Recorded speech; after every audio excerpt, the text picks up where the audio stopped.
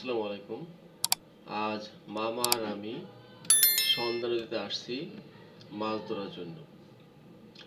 এটি আমাদের গ্রামের পাশেই বহমান সন্ধ্যা নদী। এই নদীর উপর অনেক মানুষ জীবিকা নির্বাহ করে। বিশেষ করে এখান থেকে প্রচুর বিভিন্ন রকমের মাছ পাওয়া যায়। বিশেষ করে ইলিশ মাছ, দেশি জাতীয় মাছ, মোট কথা মিঠা পানির যাবতীয় অনেক মাছই এখান থেকে ধরা যায়। আজ মামা আর আমি আসছি নিজের হাতে মাছ ধরতে। তা আমরা মূলত আজকে মাছ ধরার উদ্দেশ্য হলো চিংড়ি মাছ ধরা, যেটা আসলে এই নদীর তলদেশ থেকে ধরা হয়। এখন আমরা এই কিভাবে মাছ ধরা হয় দেখাচ্ছি। প্রথমত এই ছোট্ট নৌকার যে নোঙরটি আছে সেটা আমরা এই ফেলে দেব, মানে নোঙর করব। এই জন্য মামা নোঙর ফালাইছে। এটা একেবারে সেই তলদেশে যাবে এবং এটা নোঙর হয়ে যাবে। যাওয়ার পরে এটাকে ফিক্সড করা হবে, মানে যখন নোঙরটা মাটির সাথে বেঁধে যাবে তখন এটাকে আমরা এখানে ফিক্সড করব। এখানে পানির গভীরতা প্রায় 70-80 হাত তো হবেই। মানে চিংড়ি মাছটা আসলে একেবারে মাটির তলদেশে থাকে, মানে পানির তলদেশে থাকে।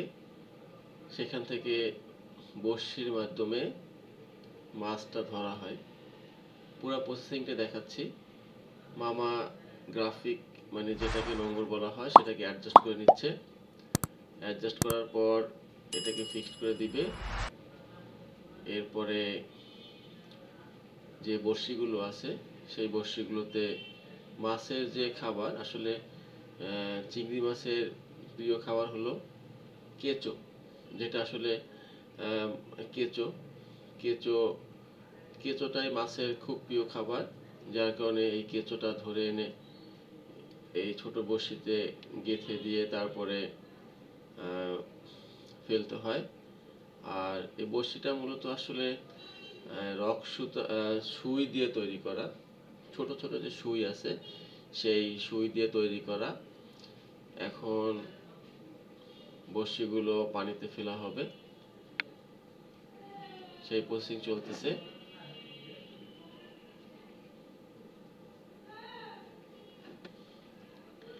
কিছু সময়ের মধ্যেই বড়শিগুলো পানিতে ফেলবে। আসলে একজন ব্যক্তি 4 থেকে 5টা বড়শি ফেলতে পারে। আর এই যে নদীর পাড় দেখা যাচ্ছে, আসলে এই এলাকা নদী ভাঙন একটি এলাকা। অনেক ঘর বাড়ি এই সন্ধ্যা নদীর গহ্বরে হারিয়ে গেছে। ওই যে একটা মসজিদ দেখা যাচ্ছে, সেটাও হয়তোবা কিছুদিন পরেই নদীর গহ্বরে চলে যাবে। অনেক মানুষ ঘর বাড়ি হারা হয়ে গেছে, তাদের বসবাসের কোনো জায়গা জমি নাই। আসলে নদীর এটাই খেলা যে এক পার ভাঙে অপর পার গড়ে, এই তো নদীর খেলা। যাই হোক, মাছ ধরার পুরো প্রিপারেশন চলতেছে। এখন এই যে দেখেন, এই বড়শিগুলোতে একটা সীসা জাতীয় থাকে, যেটা মোটামুটি ভালোই ওয়েট থাকে, 50 থেকে 40 গ্রামের মতো, 60 গ্রামের মতো ওজন থাকে। এটাকে রক সুতার বড়শিতে দেখেন কেঁচো কেঁচো গাঁথা হচ্ছে। এই কেঁচো কেঁচো গেঁথে তারপরেই এই যে দেখেন কেঁচো একটা একটা যে বড়শি বা ছিপ বললে হয়, এটার মধ্যে 2টা বড়শি থাকে, মানে 2টা হুক লাগানো থাকে। এরপরে এইটাকে এই যে এখন ফেলে দেওয়া হবে সেই একেবারে। তবে এখানে অনেকটা ঝামেলাও হয়। এই বড়শিগুলো যদি কোনো নদীর গভীরে যে কোনো আগাছা বা কোনো ডালপালার সাথে বেঁধে যায়, তাহলে কিন্তু এই বড়শিটা আর ফেরত আনা কোনোভাবেই সম্ভব না। সেটা ছিঁড়ে যাবে এবং বড়শিটা হারিয়ে যাবে।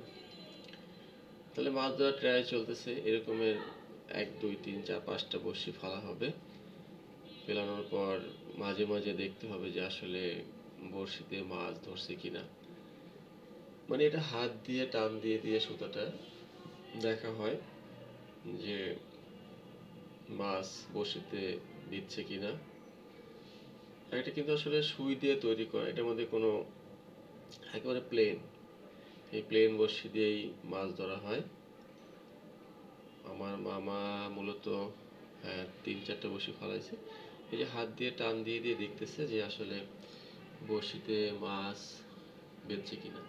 যখন একটা মাছ বাজবে বা বিঁধবে তখনই কিন্তু আপনি যে হাত দিয়ে টান দিচ্ছে সুতাটা, তখনই কিন্তু একটা সিগন্যালের মতো চলে আসবে, মানে এটা টান টান ভাব দিবে। তখনই বোঝা যাবে যে আসলে মাছ বড়শি খাইছে।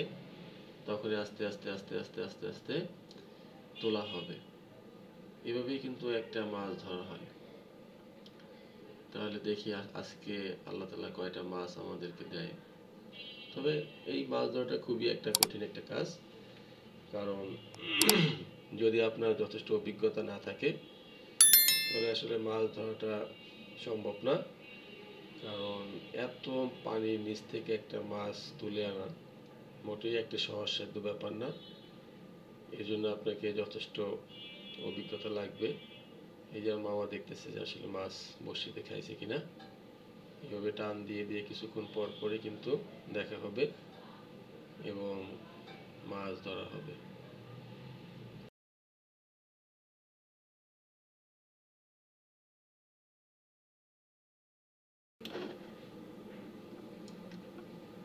মাছ ধরার চেষ্টা চলতেছে, অনেকগুলো বড়শি ফেলা হচ্ছে।